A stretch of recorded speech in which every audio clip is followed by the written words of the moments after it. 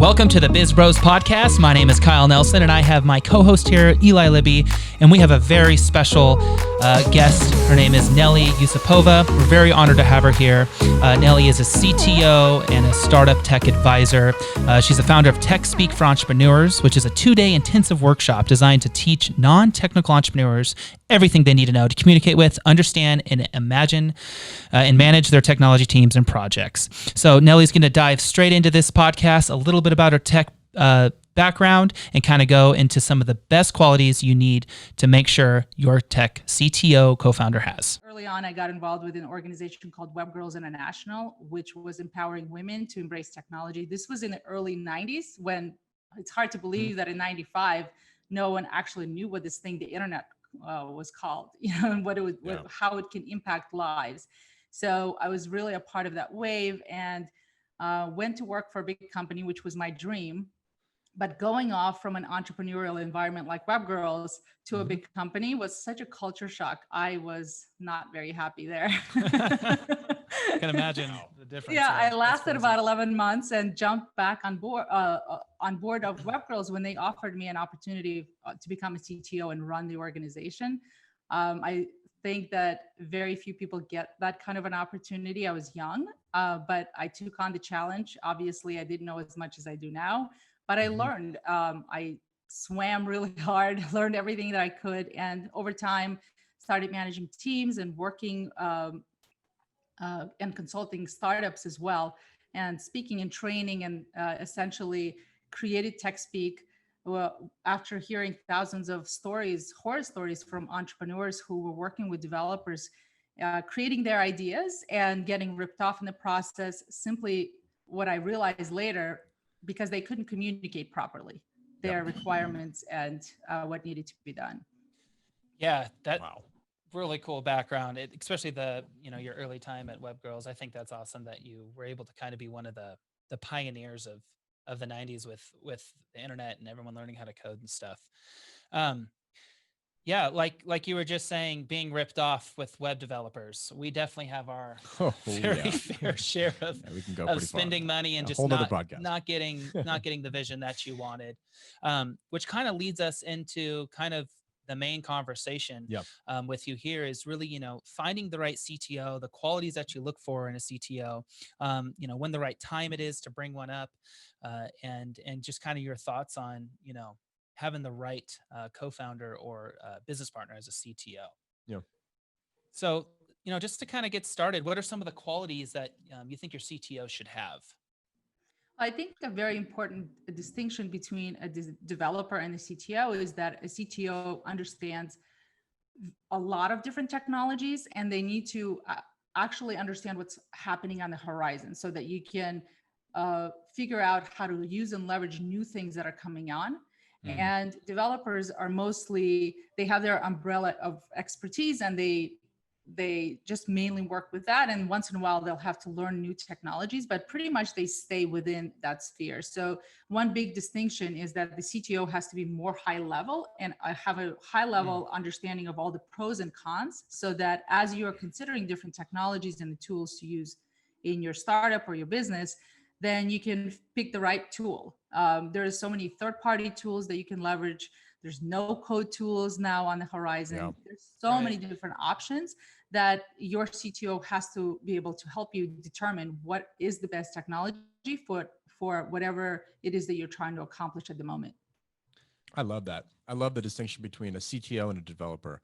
I think we talk about it a lot, but as co-founders, but we do hear that constant theme about looking at it from like a very high level versus this, kind of a macro versus the micro. And I think you said it, absolutely perfect right there, that they should be looking at the landscape versus kind of these individual one-offs. So I love that point. Yeah, they have to have the same vision as, the founders, or if they are a founder, kind of the vision of moving the company and progressing it forward with growth. I love that. Yeah. That's awesome. So so go ahead. Sorry. So the second quality is that they have to have a great network. And that's kind of an obvious thing in some cases, like every senior person in your company should have a great network. CTOs, I think, because they have a great network, will give you a big advantage if they have a series of really great developers that they already have in their pocket. So that's a really important distinction in my mind. They also have to have a product experience. So you can't just be a generalist or know how to write code, but you actually have to understand what makes a good product good. What how should a product be built, and how do you approach customers? So it's more high level of understanding how to change lives with products and not just be focused on the minutia of building it. Wow. Yeah, they have to be a part powerful. of the, the culture building and moving that forward as well, while they build a team of developers or other, technical positions. Yeah, and speaking of that, they also have to have the communication, because they're basically the bridging gap between the technical people and the business people. So they have to have the technical expertise, they have to have the business acumen, and they have to have the communication skills to be able to actually connect everybody together. So they have to be able to speak very technical things to their tech people, and at the same time the same language in a non-technical way for the business people. So they're kind of the in-between, and it's a rare thing to have, but that it's an absolute must. The communication piece is absolutely essential. Yeah, that's powerful. I think I think a lot of people think of a CTO as somebody that's very introverted, and somebody maybe that might just be very techie and love the computer. I think looking at a high quality CTO and some of the qualities you're talking about, I think that CTO should be very extroverted, and they need to be able to communicate with the team. And like you said, bridge the gap, I think is perfect. It's a great little snippet.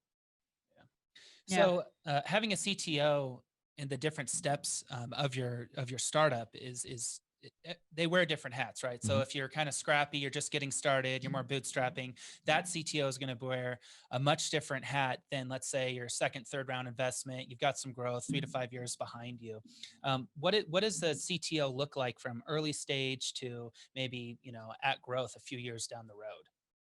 Yeah, absolutely. This is such an important distinction, and everybody has to understand this in order to hire for the right type of CTO. Right. So initially, when you're just starting out and people come up to me and they say, Nelly, I'm looking for a CTO or a technical co-founder, what they're really saying is, I'm looking at coder who will work for equity.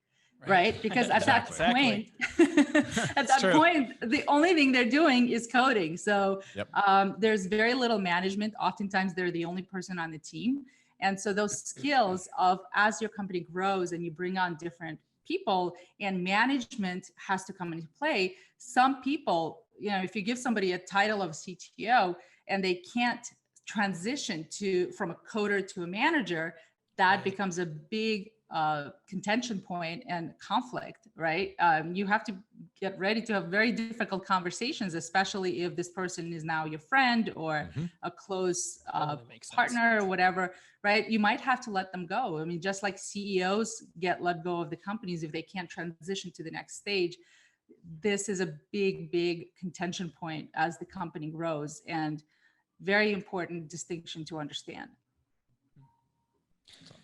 Yeah, it makes sense. I kind of think back to, other startups that we've been part of, and, with some of one of the co-founders was a CTO, and he totally he helped grow the company. I mean, he was one of the main reasons why the company moved forward so well. It was just a team of 2, 3, 4, and then a team of 15. He fought all the way. It was really interesting. It's cool that you bring that up. Business acumen, like you said before, he had that, and it helped grow the team and the company. So if you're, go ahead. No, go. I was going to talk about titles for just a second. Right. Oftentimes, in the early stages, you name somebody CTO when really they're just a coder, and you give them the title because the title feels really good, right? When I was given the opportunity to be CTO, I wasn't really qualified. I mean, I was really technically just a developer, right, at that point. And then over time, I grew into my role. And so being able to understand that title early on is just a title to maybe get somebody on board, but they must be able to bridge that gap. Otherwise, they're not going to be successful, and your company's not going to be successful as a result. I think that's a super interesting point. I want to touch on it real quick before we jump into the next quality. Giving somebody early on that title so that they feel like they have a piece of the pie, but they might not have that sense of communication. They might really have the techie standpoint. How would you go about basically not demoting them, but basically hiring an actual CTO with these different qualities that we've been talking about? Have you had to do that in the past, or have you had any experience with that? And I guess how would it affect that person that came in at an early stage and Yeah, they I got the actually term did. CTO? Yeah, I worked with a startup who had the same exact problem, and I had Mm. to coach them through that. Yeah. One thing that you have to do is determine if the person who can't make the transition is actually interested in making the transition. Because if they're interested, point. you can actually teach them, right? Yep. The experience. But Mhm. there are times when people love to write code, and writing code is magical, it's an art. And so going to management to some people is absolutely boring and they don't like it. And so if there's no interest, then you can't really even train them. That makes sense. There has to be some kind of a conversation. It's all about communication at that point to determine what does that person really want to do. Because you do have to demote the title. If you have to hire a replacement, Yeah. they can no longer be CTO. It's kind of similar to what like Gary Vee says, is understanding like where you fit in the company. If you are a number 2, if you're number 3, but just understanding that kind of from the human element. Do you actually want to be in this role? If not, you're going to be a great kind of in the techie position that we're talking about versus hiring above them. So great point. So a good, I feel like leeway with this conversation is, for example, we're co-founders, but we're traditionally just marketers. That's what we know. We know marketing really well. We're creatives. We're really tapped into that artistic portion of our mind. Not coding is artistic too, but in terms of like the visual arts, and we didn't have right off the bat a technical individual on our team, and we had to go find one. So what's your recommendations on people? How can someone starting a business find a CTO? What are like the good things you should be looking for in terms of like recommendations from others? Yeah, it's funny, the finding of the CTO. I actually say that you can't find a CTO, you have to earn one. Because at least at this point in time, finding a good technical person who is willing to take a risk on a startup is already working on their startup. And so your job is now to convince other great technical people who are Hello? You there? Sorry. Okay, sorry, my computer just went blank. You're good. No, we know the You feeling. just pick up from where you are. You're good. Okay. So your job is to be able to, okay, so where was I? Sorry. About earning a CTO and okay, let me just start over because I've lost my train of thought and what I was going to say. You're good. So I'll just start over that segment. No problem. Okay, so I actually say that you can't find a CTO, you have to earn one, because a good developer who is willing to take a risk on a startup is most likely working on their own idea. So your job as a non-technical person is to now approach good technical people who are risk averse, right? The one thing to realize is that in our climate, technical people have no problems getting a job. In fact, they can shop around, right? And try to pick the best opportunity. And at the same time, startups are very risky. I think the stats are 2 out of 10 startups fail, right? So your job, from my perspective, is to figure out how to de-risk the opportunity for the technical person. And the way that I recommend that you do that is invest some of your money to build your MVP. You have to know how to manage developers and the whole process. Otherwise, you're going to spend too much money. But if you know what you're doing, you can actually spend just a few $1,000s, and you could outsource it as well. If you actually know and have a good process for managing developers and projects, you can build a very minimal product and start to gain traction for your company and get, just showcase some of your skill set, so that when you find that person, you can have a very different conversation. The conversation shifts from, I need you to help me code this thing, to here's an opportunity that you can be a part of. And that's a very different conversation to have. Right. So that puts you in a position of power rather than need. Yeah. That's awesome. I feel like a lot of times, in young startups or early on startups, you really are always like spraying and praying when it comes to like talking to people. You try to talk to as many people as possible and you look very needy, but I think that's a great point. Once you kind of flip it, you invest a little bit of your own money, get an MVP, and then you start saying, well, this is an opportunity for you, rather than me trying to ask you, saying it's my opportunity to have you. That's a really good point. Yeah, that's really good. In our early stage startups that we've been a part of, it's very much we're pitching everybody. We've felt like we're pitching not only people that are looking to invest, but you're pitching potential Right. CTOs or potential partners. So I like how you're talking about flipping that role. I think that's interesting. So to kind of find the CTO, you kind of need to start networking, whether it's online or it's in person. What are some good places for people to start if they're looking for a good tech or CTO on their team? Yeah, that's a very great question. Obviously, you can go look on online job boards, but I think that that's going to be really ineffective. I think it's to find a CTO, and we talked about all these qualities that a CTO should have. It's a very rare type of person. And besides that, one quality that is absolutely essential is cultural fit, right? So they could have the greatest skills on the planet, but if they culturally don't align with you, with your company values, there's also a mismatch there. They will never be successful. So there's so many things that you have to look for in a CTO. Right. It's not uncommon for it to take 6+ months for you to actually find somebody, which is why I say don't wait, actually build your MVP parallel to looking for somebody. That makes sense. Right? But because it will take a lot of time. And so to me, the best approach to do is to actually go into the community, figure out what language you're going to use, what programming language, and let's say it's Node.js, whatever it is, right? So you go into community of developers that code in Node.js and you become a part of the community. And yes, it's going to feel weird because you're going to be the only non-techie with a bunch of nerds, right? But you will put yourself in a position where you start to be amongst the people that could be potential.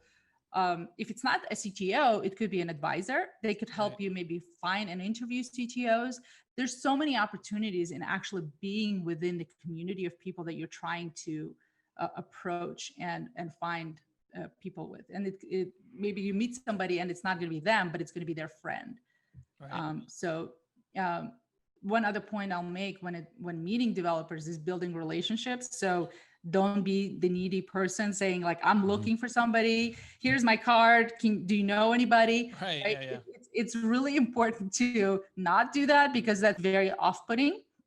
When you are part of the community, your goal is to just listen, learn. You're going to learn a ton just by being involved, even though you're not technical. I mean, it's important to be tech savvy and understand some of the tech speak, right? So be a part of the community, and through relationship building, eventually it's going to start to click. Eventually people will trust you enough to, connect with you. Right. I suppose it's just kind of that, just building relationships, the traditional networking, and just putting yourself out there. What our advisor always says is you won't be seen if you don't show up. Right. And it's just starting to mingle and talk to people, and people, they're magnets to each other. People will begin to feel each other out and kind of find who, who might be the right fit to have lunch with and see where that conversation goes. Yeah. In today's environment with the current state of COVID and the pandemic going on, what are some ways that you could recommend our audience to find that network and build that network in kind of a remote environment like we're in right now, without these networking kind of opportunities that we used to have? Yeah, that's a good point.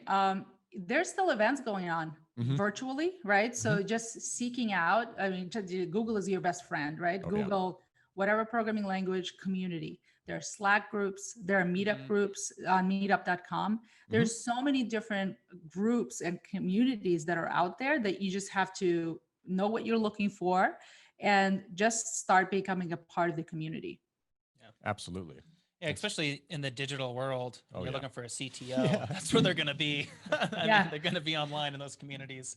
So, And I think with COVID and going remote, it's actually the opportunity to find someone good who aligns with you is not necessarily right, within the 50-meter radius or a 50, like really, really close to you is not right. is not necessarily like an option now. And it's actually a good thing because now you can expand your reach and find people. I mean, they're amazing people. I outsource a lot. And there are so many amazing people all around the world.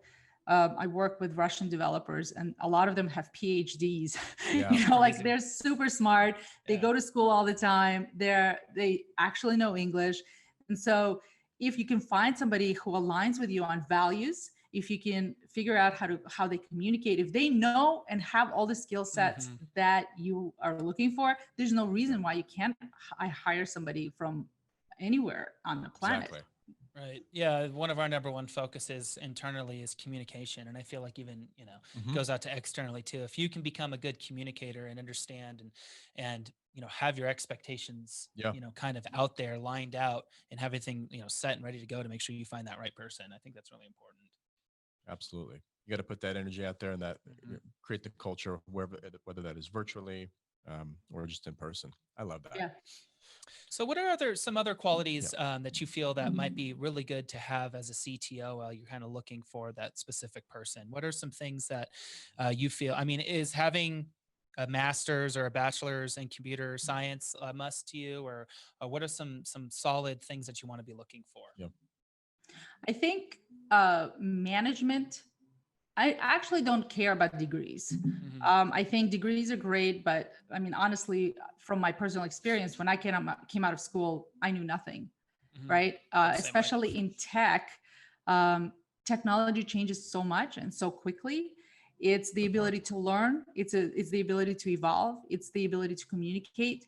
It's the ability to be a type of person that everybody is drawn to. Right. Those are the types of qualities that I would look for in a leader, any leader, right?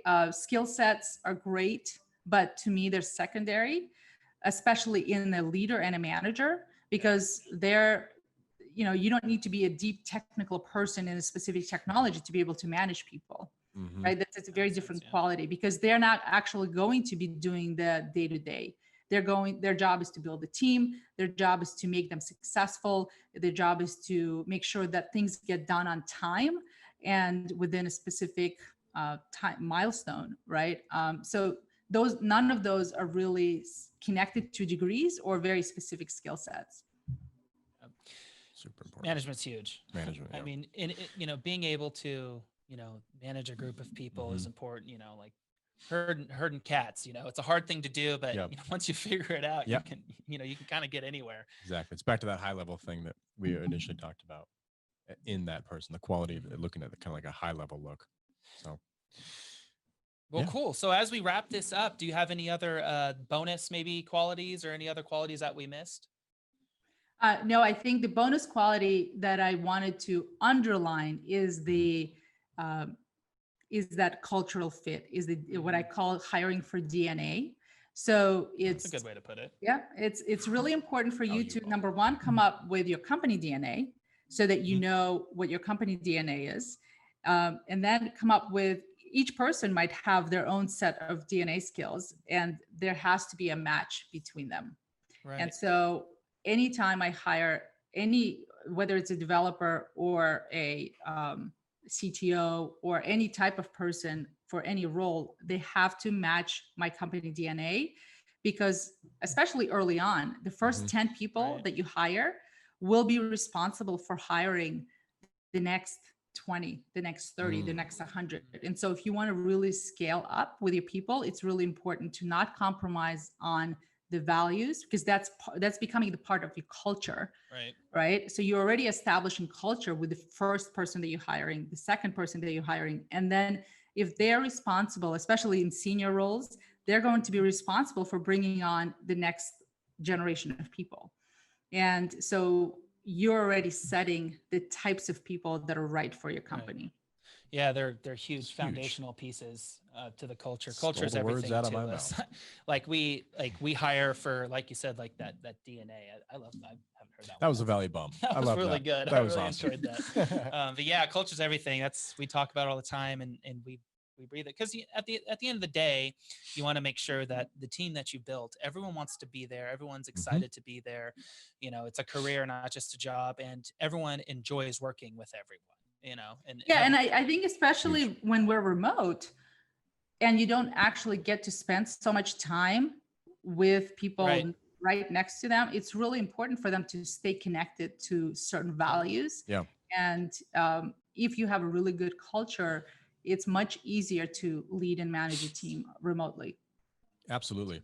I do have one quick question to peel off of that.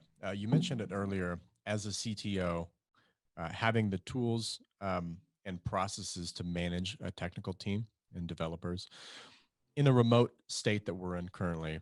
What are some tools and maybe some advice in terms of processes that you can give maybe some CTOs that are listening to help manage these teams remotely? Is there anything kind of that comes to mind?